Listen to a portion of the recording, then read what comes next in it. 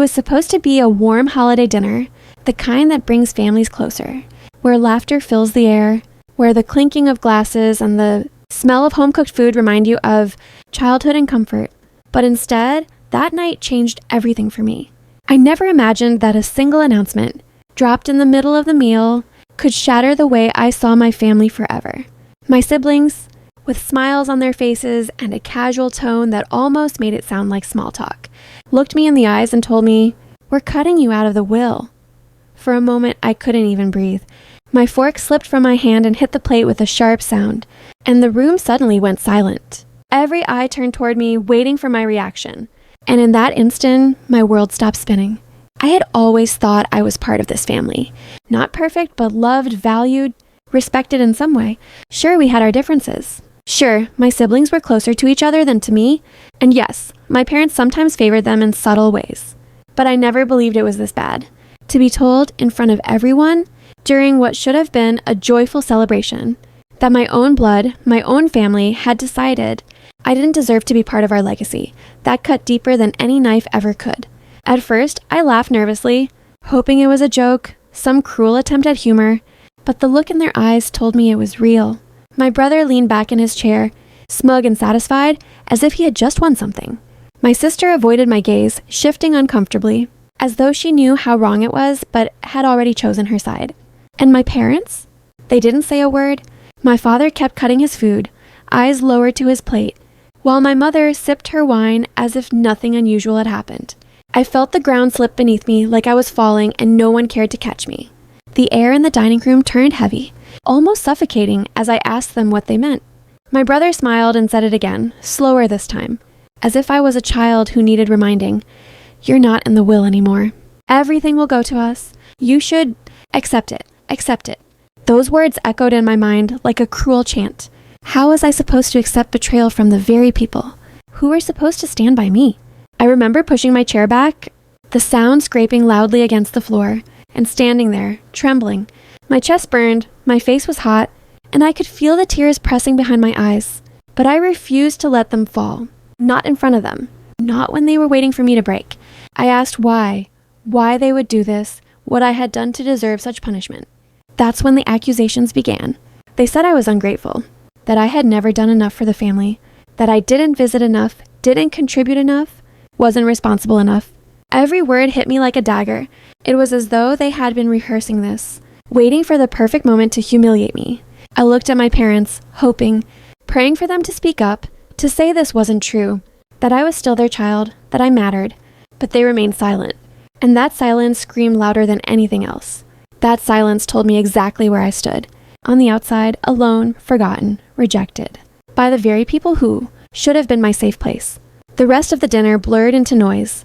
I could hear the clinking of cutlery, forced conversations, laughter that suddenly sounded sharp and cruel. I sat there in silence, swallowing my pain like poison, pretending to be composed, even though inside I was falling apart. I thought of leaving, storming out, slamming the door behind me, but a part of me wanted to stay, to see how far they would go, to see just how heartless my family could be. After dinner, I went upstairs to the guest room where I was staying for the holiday. I locked the door behind me and collapsed onto the bed, my body trembling with anger and grief. My mind raced with memories of growing up in this family, of moments I had thought were filled with love. The bedtime stories my mother read to me, the fishing trips with my father, the shared secrets with my siblings when we were young. All of it now seemed like a cruel illusion, a fragile lie that had finally shattered into pieces. I cried until my body ached until I could barely breathe. And when the tears dried, all that remained was a hollow emptiness and a quiet fury growing inside me. I realized then that I had two choices. I could let this destroy me, let their betrayal define me, or I could rise, stronger than before, and show them that cutting me out didn't mean cutting me down. They thought they could erase me, but they had no idea who I truly was, what I was capable of. The next morning, I came down to breakfast with my head held high, even though I barely slept. My siblings were already there, laughing, enjoying themselves as though nothing had happened. My parents sat quietly, sipping coffee, their expressions unreadable. I joined them at the table, every movement deliberate, every breath controlled. My brother smirked, expecting me to lash out, to argue, to beg, but instead I smiled, and that smile seemed to unsettle him more than any words could. Because the truth was, I had a plan. They thought they could strip me of everything, but what they didn't know was that I had already built a life for myself. One they couldn't touch, one they couldn't control. I had invested in myself, worked tirelessly in ways they had never seen, achieved things they didn't even know about because they had never cared to ask. And while they sat there thinking they had won, I knew the story was far from over. As I looked at each of them, my parents with their cold detachment, my siblings with their smug superiority, I realized something powerful. I didn't need their approval. I didn't need their money, their inheritance, or their validation. What I needed was my dignity, my self-respect, and the strength to walk my own path without them. They thought they had taken everything from me, but in truth, they had only freed me. Freed me from the chains of their expectations, their manipulations, their judgment. Still, I couldn't let it end there. Not when they had humiliated me so openly, so cruelly. They wanted to paint me as the unworthy one, the outsider, the failure. But I would show them. I would show them all that the one they cast aside was stronger than they ever imagined. And that, in the end, would be my greatest revenge. That morning after breakfast, I realized something important. I was done waiting for my family to treat me with fairness. I was done begging for crumbs of their love and respect. I had spent years believing that if I tried harder, if I achieved more, if I showed them I was worthy, they would finally see me. But the truth was, they had already decided who I was in their story. To them, I was the outsider, the one who would never measure up no matter what I did. And now, by cutting me out of the will, they had made it official. But what they didn't know was that my life didn't revolve around them. Yes, it hurt. Yes, their betrayal cut me deeply. But I wasn't powerless. I wasn't empty-handed. I had built my own foundation. They thought they were taking away my future, but they had no idea what I had already created for myself. As I sat there with my coffee, listening to their shallow conversations, something inside me shifted. The pain I had felt the night before began to harden into determination. I wouldn't let this break me. I wouldn't let them laugh while I sat in silence. If they wanted a war, I would fight it my way. Not with yelling, not with begging, not even with anger, but with actions that would speak louder than anything else. That afternoon, I went for a walk by the lake. The air was cold, the water still, reflecting the winter sky like a mirror. Every step I took felt heavy, but also purposeful. My mind replayed their words, their smug looks, the silence of my parents. And as much as it hurt, it also fueled me. I thought about all the times I had been underestimated, all the times they had looked down on me, all the times I had been told I wasn't enough. They thought this was the final blow. But in reality, it was just the beginning of my rise. I made myself a promise that day. A promise that I wouldn't just survive their betrayal.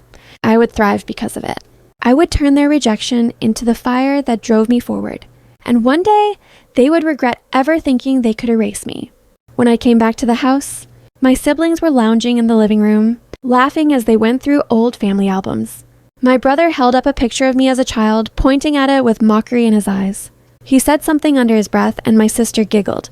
They didn't notice me standing there in the doorway at first. But when they did, my brother smirked again, waiting for me to lash out. I didn't. Instead, I simply walked past them, calm and composed. And that calmness unsettled them more than any argument could, because they could sense something had changed. Over the next few days, I observed them closely. The way they spoke about money, about inheritance, about what they would do once everything belonged to them. It was disgusting, hearing them already divide what wasn't even theirs yet. Like vultures circling something they thought was dead. My parents didn't stop them. My father nodded occasionally, my mother stayed silent, and I realized that their silence wasn't ignorance, it was consent. They were letting this happen.